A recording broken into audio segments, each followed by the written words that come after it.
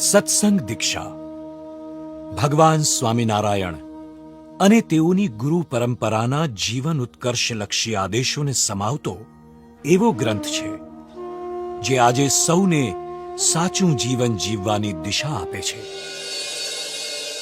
ગુજરાતી ભાષામાં લખાયેલો આ ગ્રંથ સંસ્કૃત, હિન્દી, અંગ્રેજી જેવી વિવિધ ભાષાઓમાં અનુવાદિત થયો છે. 87 વર્ષની જૈફ વયે મહંત સ્વામી મહારાજે પોતાના અનુભવોનું નિચોડ આ ગ્રંથના માત્ર 315 શ્લોકમાં મૂકી દીધો છે.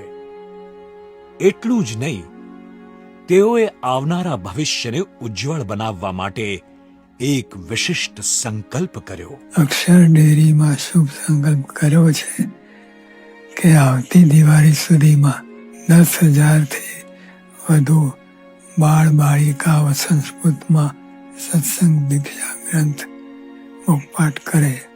તારીખ 25 ઓક્ટોબર 2024ના રોજ લખાયેલા આ પત્રમાં ગુરુહરિ મહંત સ્વામી મહારાજે આપણી આવતીકાલને સાચી દિશા મળે તેવા હેતુસર નાના નાના બાળકોને વિશિષ્ટ આજ્ઞા કરી. એ આજ્ઞા હતી સત્સંગ દીક્ષા ગ્રંથનો સંસ્કૃત ભાષામાં મુખપાઠ કરવો.